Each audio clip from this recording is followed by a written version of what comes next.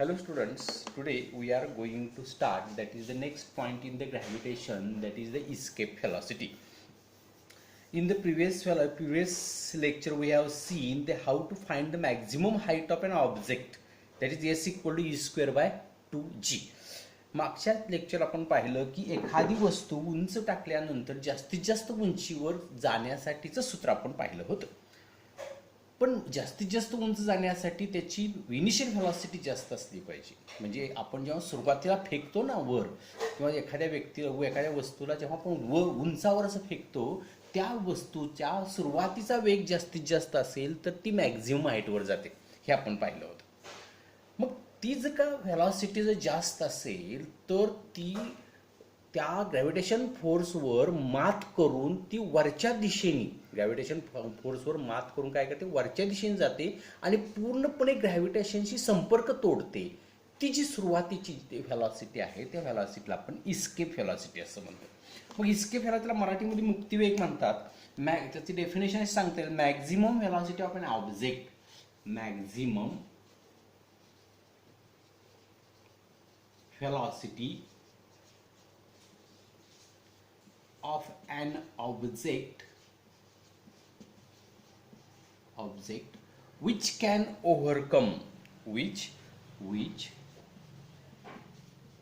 can overcome म्हणजे मात करणे, मात करणे on the gravitational force, on the gravitational force. म्हणजे जो सुरुवातीचा वेग जो आहे तो ग्रॅव्हिटेशनल फोर्सवर काय करतो तर मात करतोय. अँड इस्केप म्हणजे सुटका करणे, ESCAP, escape from the pull of the earth. म्हणजे त्या ग्रॅव्हिटेशन फोर्सवर मात केल्यानंतर पृथ्वीचं जे खाली ओढण्याची जी काय कपॅसिटी आहे त्याच्यावर पूर्णपणे मात केली की तो माघारी येणारच नाही. And will not come back, and will not come back. That velocity is called escape velocity. आणि त्याला आपण त्या velocity it is denoted by VESC velocity. त्याला आपण VESC इस्केप व्हेलॉसिटी म्हणजे जी मॅक्झिमम व्हेलॉसिटी आहे, इनिशियल व्हेलॉसिटी त्याची जी आहे जी मॅक्झिमम असली पाहिजे. मग आपण जे काय रॉकेट सोडतो किंवा रॉकेट सोडतो की नाही, आपण प्रक्षेपण करतो रॉकेटचं, तर रॉकेटचं प्रक्षेपण करतं ते ह्या इस्केप व्हेलॉसिटीवर डिपेंडेंट असतं की मॅक्झिमम व्हेलॉसिटीची सुरुवाती अशी असली पाहिजे की त्यानं काय केलं पाहिजे की या ग्रॅव्हिटेशनल फोर्सवर मात करून तो बाहेर निघून गेला पाहिजे. म्हणजे तो ग्रॅव्हिटेशनल फोर्सच्या कक्षेच्या बाहेर गेला तर तो काय करेल तर त्याचं ऑर्बिट तयार करेल आणि तो कक्षा त्याची धरून तो बाहेर निघून जाईल. म्हणजे इथं आपल्याला सांगता येईल इस्केप व्हेलॉसिटी याचा अर्थ minimum velocity, maximum velocity of an object which can overcome the gravitational force and escape from the pull of the earth and will not come back. It is denoted by the VESC म्हणजे escape velocity. आणि मग मी असं म्हणेन सरफेसवर आता हे झाला escape velocityचा विषय संपलेला आहे. आपण त्याचं उदाहरण देऊ शकतो, launching of the satellite. Okay, आता आपण दुसरा पॉईंट पाहणार आहोत, तो म्हणजे that is the total energy at the surface and at infinite distance. Total energy on surface and at infinite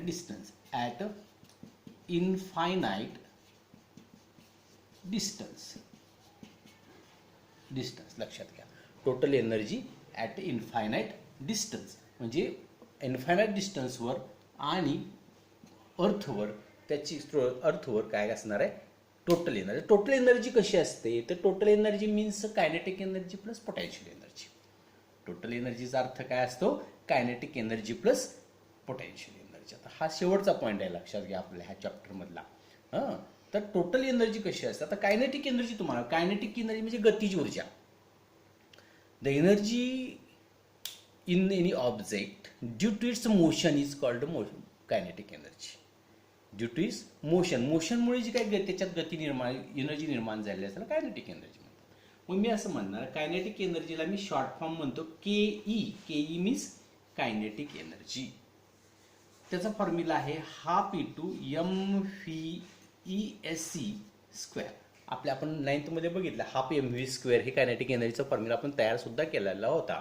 तर इथं फक्त ESC स्केप व्हेलॉसिटी फक्त कायनेटिक एनर्जी. आणि सेकंड आहे potential energy. Potential energy equal to mgh, हेही तुम्हाला माहिती आहे. आणि मग त्याची टोटल एनर्जी येणार आहे.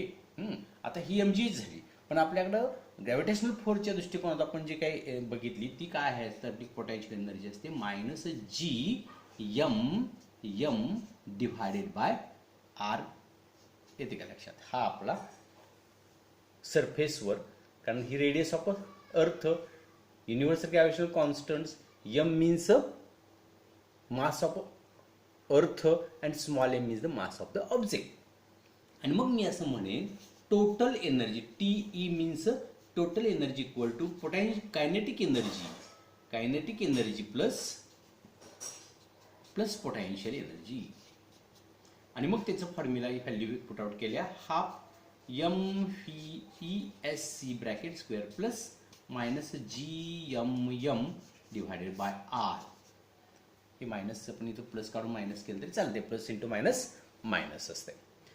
हे झालं ह्या कायनेटिक एनर्जी, पोटेन्शियल एनर्जी आणि म्हणजे गतीची ऊर्जा, स्थितीची ऊर्जा आणि एकूण ऊर्जा.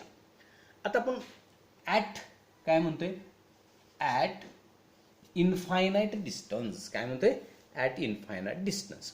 आता इन्फायनाईट डिस्टन्स काल बघितले बघा आपण. इन्फायनाईट डिस्टन्सवर गेल्यानंतर कायनेटिक एनर्जी काय, तर कायनेटिक एनर्जी जी आहे, कारण त्याच्यात त्या वस्तूचं मास जे आहे ते मास 0 होणार आहे. कारण का? तिथं त्याच्यावर ग्रॅव्हिटेशनल फोर्स अजिबातच राहत नाही. लक्षात आलं का? आणि व्हेलॉसिटी पूर्ण उंचावर गेल्यानंतर, म्हणजे जेव्हा आपण इन्फायनाईट डिस्टन्सवर जातो त्याच्यावर ग्रॅव्हिटेशनल फोर्स ॲक्ट होतं का? अजिबात होत नाही. त्यामुळे कायनेटिक एनर्जी तिथं काय होते? 0 होते. कायनेटिक एनर्जी काय होते? 0 होते. आणि पोटेन्शियल एनर्जी सुद्धा, कारण उंचावर जे गेल्यानंतर ग्रॅव्हिटेशनल फोर्स त्याच्यावर काय होतो? ॲक्ट 0 होतो. त्यामुळे पोटेन्शियल एनर्जी सुद्धा, कारण त्याची रेडियस जी आहे ती इन्फायनाईट होते. त्याची रेडियस काय होते? इन्फायनाईटनं भागायचं कुठल्याही गोष्टीला. जर इन्फायनाईटने इन्फायनाईट म्हणजे अनंत संख्येने भागायचं, म्हणजे त्याचा आन्सर काय होतं? 0च होतं.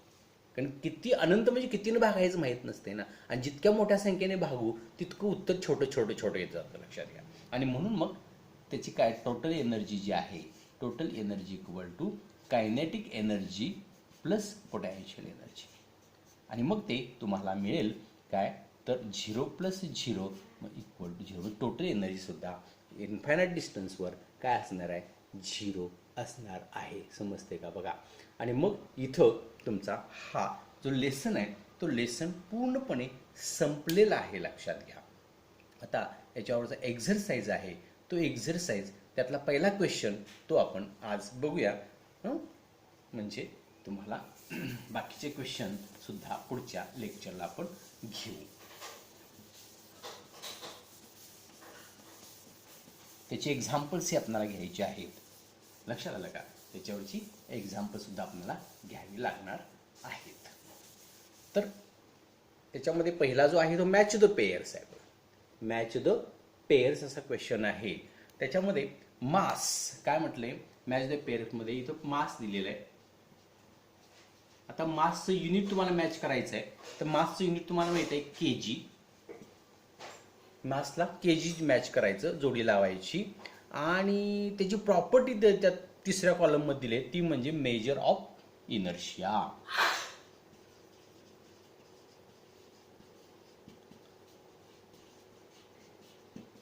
हे त्याचं जोडीचं आहे. मास त्याचं युनिट लिहायचं आहे आणि त्याची प्रॉपर्टी लिहायची आहे. अशी जोडी लावून मी जोडी लावून तुम्हाला देतोय. सेकंड दुसरा जो आहे तो वेट आहे. आता हे सुद्धा झालेलं आहे आपल्याकडं मास आणि वेटच्या डिफरन्सिएशनमध्ये. त्याचं न्यूटन हे युनिट आहे. आणि हे सेंटरला वेट कसं असतं, सेंटरला 0 असतं. ते तुमच्या थर्ड कॉलममध्ये दिलेलं आहे बघा, 0 at centre, 0 at centre. Third तुम्हाला दिलेलं आहे acceleration due to gravity. Acceleration due to gravity हा थर्ड पॉईंट आहे तुमचा. तिथं तुम्हाला त्याचा ॲक्सलरेशनचा हे दिलं आहे, युनिट दिलेलं आहे. हे युनिट आहेत मीटर पर सेकंड स्क्वेअर. हे ॲक्सलरेशन, मग ॲक्सलरेशन ड्यू टू ग्रॅव्हिटी असू दे किंवा ॲक्सलरेशन रेग्युलर असू दे, त्याचं युनिट जे आहे ते मीटर पर सेकंड स्क्वेअर असतं, लक्षात घ्या. आणि हे मात्र acceleration due to gravity depends on the height, depends on height. Fourth जो आहे तो ग्रॅव्हिटेशनल कॉन्स्टंट. ग्रॅव्हिटेशनल हे झालेलं आहे सगळं. हे सर्व आपण घेतलेलं आहे आपल्या प्रत्येक व्हिडिओमध्ये कुठेतरी आलेलं आहे.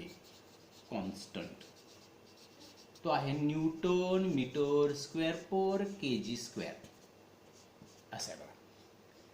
आणि सेम इन युनिव्हर्स, हे सर्व कुठं असतं, सेम असतं, सेम इन युनिव्हर्स. पूर्ण युनिव्हर्समध्ये हे काय असतं तर सेम असतं.